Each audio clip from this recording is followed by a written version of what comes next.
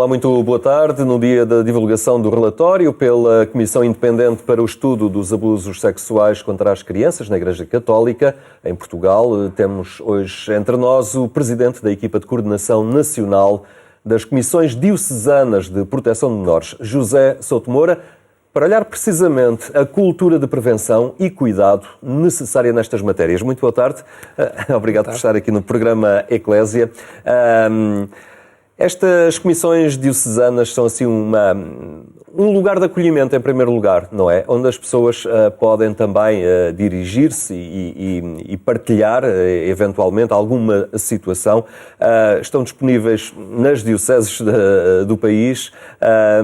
Hoje é um dia marcado por a divulgação deste relatório da Comissão Independente, mas isto de forma alguma esgota o trabalho e a missão destas comissões diocesanas. Olha, em primeiro lugar eu gostaria de lhe dizer que há 20 comissões diocesanas, mais uma que é uma comissão das Forças Armadas. Porquê? Porque o Bispo das Forças Armadas preside a toda a organização da Comissão das Forças Armadas, ao mesmo tempo que os bispos e arcebispos diocesanos presidem a formação das comissões diocesanas. Estas comissões diocesanas começaram em 2019, por determinação do Papa Francisco.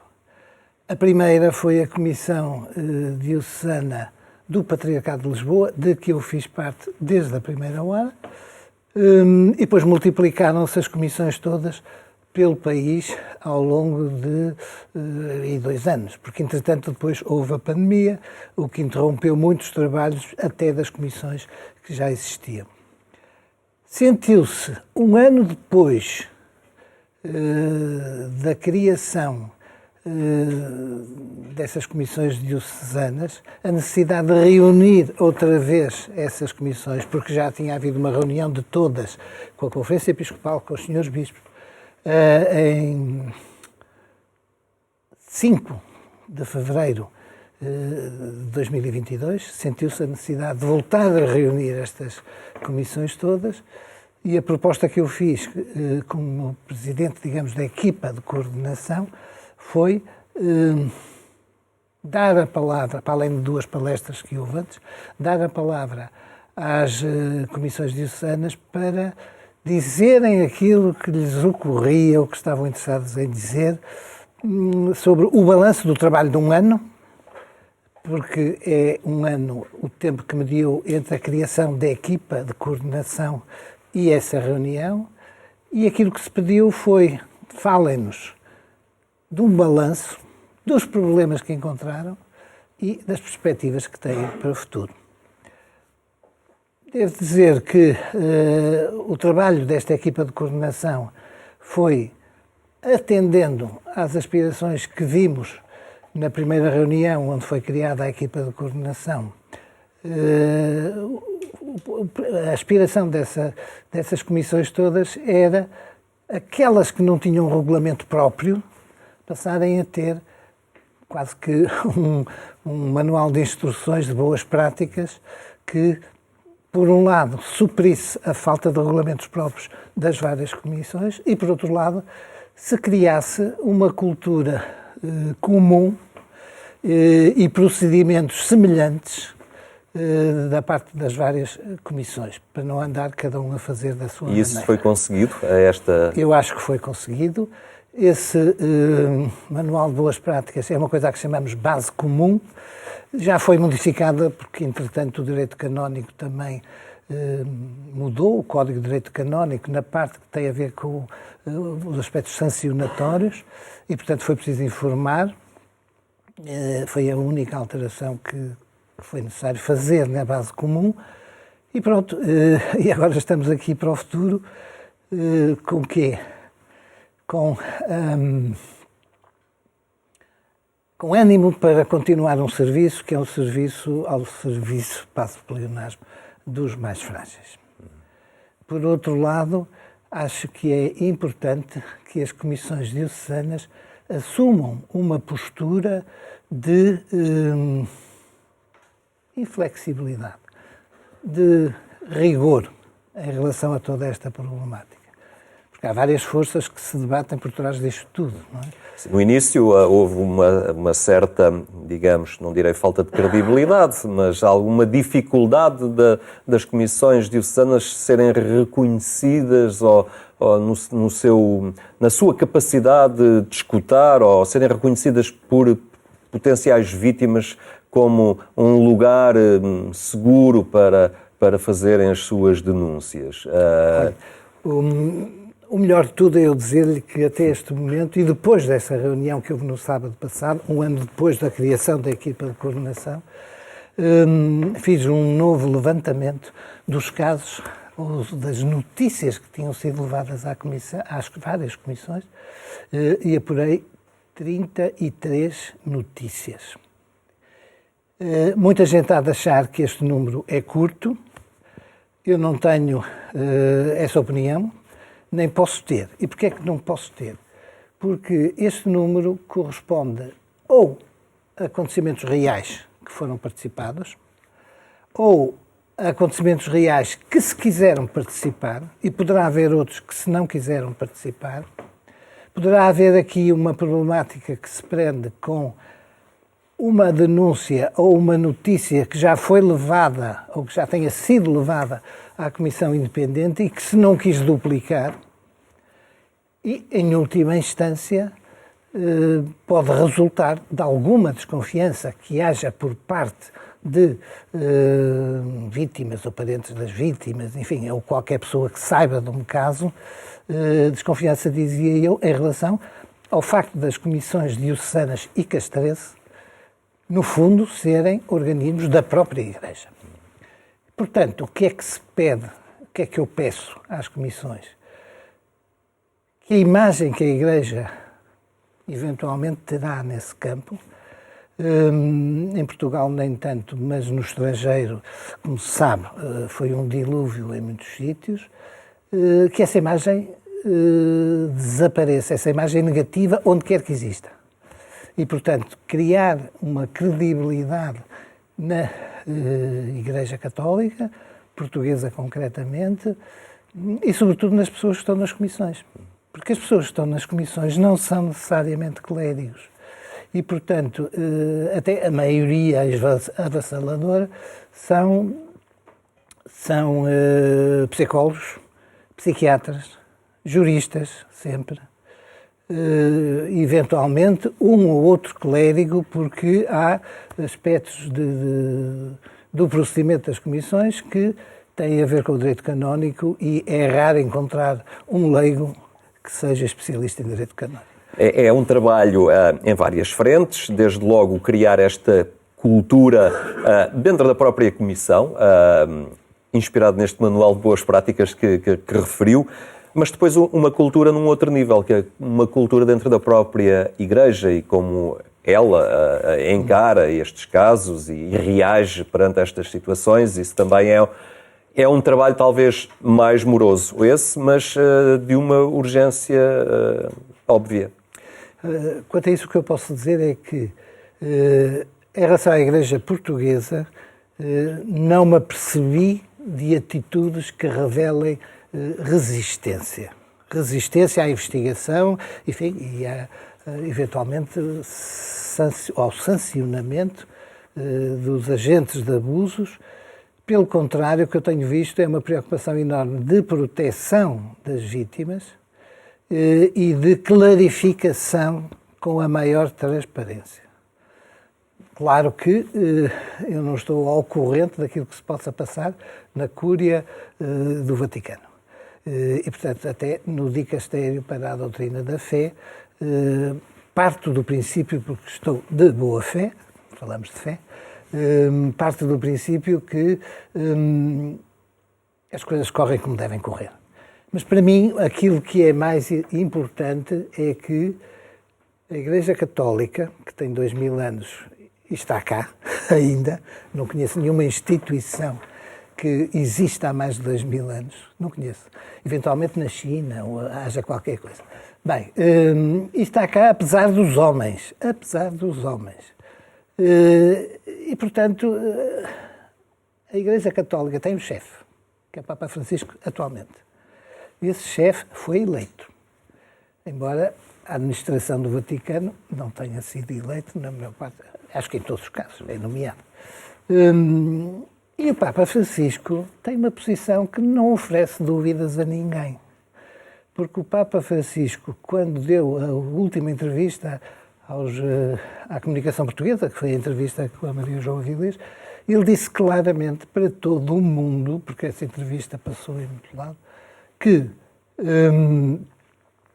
um caso era já uma monstruosidade e que a atitude que se pretende é tolerância zero. Portanto, considerar cada caso e um só uma monstruosidade. Tolerância zero.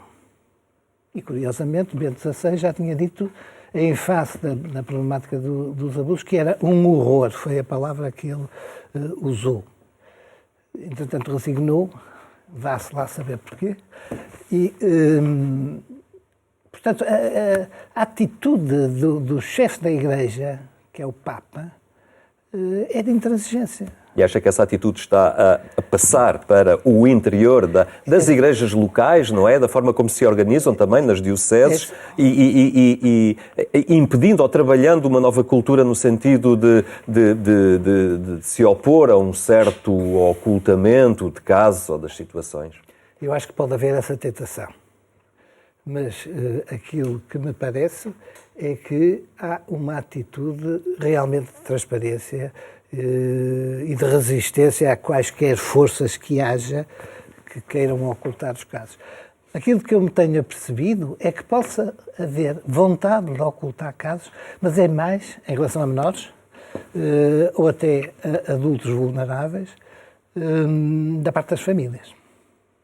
E os próprios, muitas vezes, fazem a denúncia, ou noticiam o caso, ou fazem uma participação, ou querem ser recebidos pela Comissão, mas pedem que aquilo fique tudo por ali, porque são momentos extremamente dolorosos que viveram e que não querem recordar.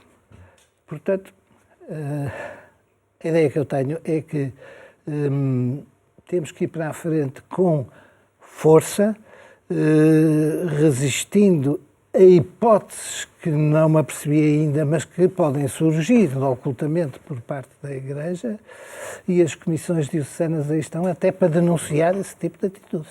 Se eu entender o que é que pode ser feito, e penso já, não sei se está, obviamente, na sua competência de funções, mas há todo o processo de formação para o sacerdócio, a nível de seminários, a nível de estrutura de funcionamento da própria Igreja. O que é que, no seu entender, poderia mudar, ou que caminho poderia ser feito no sentido para mudar um bocadinho aquilo que possa facilitar situações de abuso dentro da dinâmica da orgânica da Igreja? Olha, neste Manual de Boas Práticas, a que chamamos Base Comum, que está dividido em várias partes, eu tenho aqui, tem um capítulo que é o 5º, que é Procedimentos Preventivos. E estes procedimentos preventivos têm 3 aspectos importantes. O primeiro aspecto é uma tentativa de criar na comunidade local uma mentalidade que seja favorável à denúncia de todos os casos. Isto é, aquilo que é prática recorrente em todas as instituições, organizações, que é de ocultamento, aquilo que era antigamente, e que agora na Igreja está a sofrer um abalo completo e está a mudar paulatinamente, e acho que vai mudar completamente.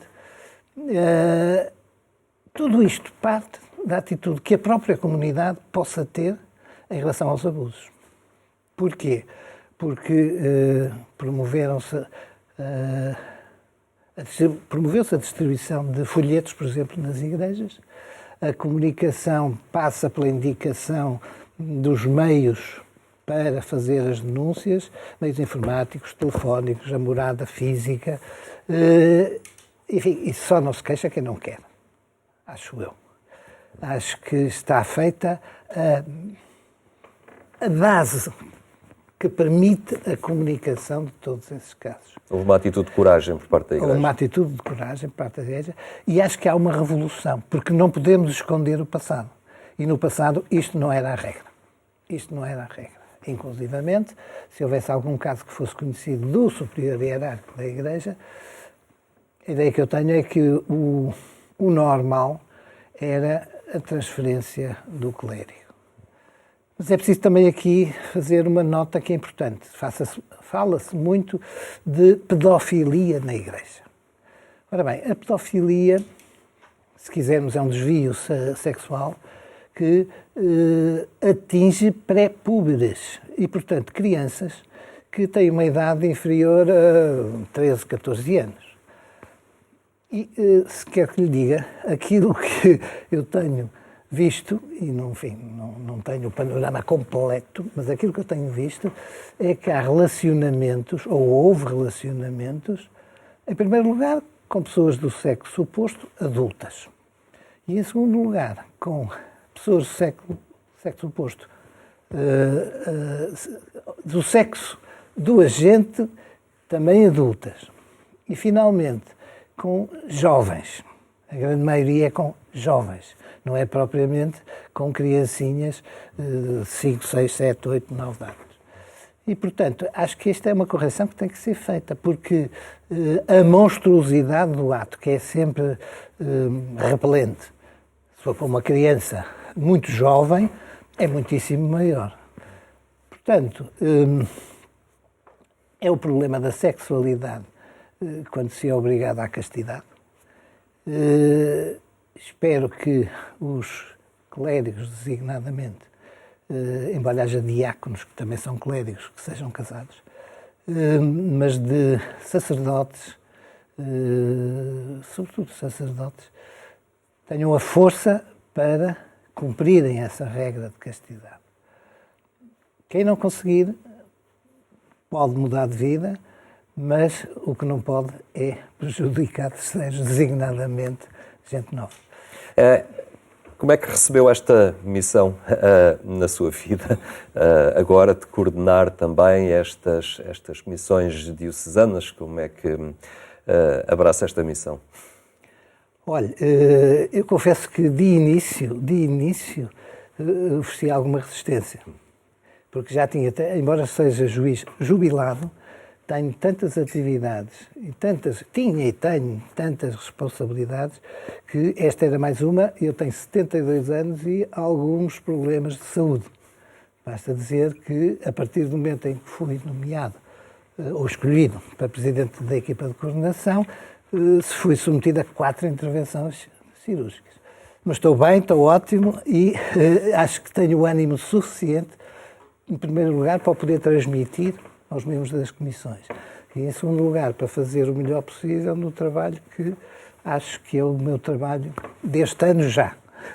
E posso adiantar que nesta última reunião de sábado, em Fátima, que reuniu as comissões, ou representantes das comissões, porque há comissões com 11 pessoas e não vão todas, não é? Irão 2, 3, ou coisa que vale. Senhores bispos, vários que estavam em Estamos a falar peço desculpa, da reunião de sábado dia 4 de fevereiro. Isso mesmo. Que é o aniversário, já agora é uma coisa muito importante, acho que tem alguma importância. A escolha dessa data foi feita em novembro e foi feita para fazer uma festa de anos da equipa de coordenação. Porquê? Porque tinha sido formada um ano antes. Exatamente um ano antes. Mas, até se já fala e falou na criação do Dia das Comissões, que será sempre o primeiro sábado de fevereiro. Desculpe lá que já me perdi.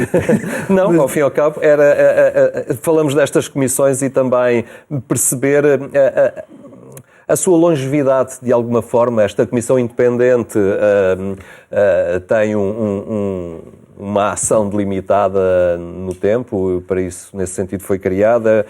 Qual é que é o horizonte destas comissões diocesanas? Olha, aquilo que me parece é que as comissões diocesanas têm a tarefa de prosseguir o serviço que estão a fazer e que é um serviço aos serviços mais frágeis. Estão a fazer, embora muitas comissões diocesanas não tenham tido uma única participação, 2 ou 3 ou 4. Portanto, prosseguir esse serviço. Em segundo lugar, ter a noção de que é preciso adotar essa posição de firmeza de que falei há bocado e, em terceiro lugar, a consciência da responsabilidade que tem e o contributo que pode ser dado, muito importante, para criar confiança nas vítimas, que venha a haver, e, além disso, contribuir para uma maior credibilidade na Igreja nesse campo. Isso significa que tem que incentivar as comissões nesse sentido. Pessoalmente, estou, enfim, animado, tenho limitações, mas quando não me quiserem à frente da equipa, obviamente que sairei, não digo com gosto, mas com aceitação. Mas sente que este é também um serviço de igreja, um serviço que presta. Claro que é um serviço, porque não é propriamente uma coisa... E que integra também no seu caminhar cristão pessoal. Sim, eu tenho várias atividades ou responsabilidades que considero de missão. Tive muitos anos na Vida e Paz, que é, como se sabe, a organização de proteção de sem-abrigo em Lisboa. Pertenço à Comissão de Redação da Brutéria. Que mais? Não vou estar aqui na coordenação destas comissões tem aqui um caminho particularmente importante. Não é só a comissão, a coordenação das comissões, é também pertencer à Comissão de Lisboa, que me dá trabalho. E já ouvi um sacerdote e pronto. E tudo que vier tem que receber com boa vontade. Não é? Muito bem, nós continuaremos também na Agência Eclésia a acompanhar este trabalho. Dr. Souto Moura, muito obrigado pela sua presença hoje aqui. Posso dizer mais uma coisa? Sim, senhor. É que em termos de prevenção não é só criar na comunidade uma mentalidade que seja favorável à denúncia daquilo que se sabe.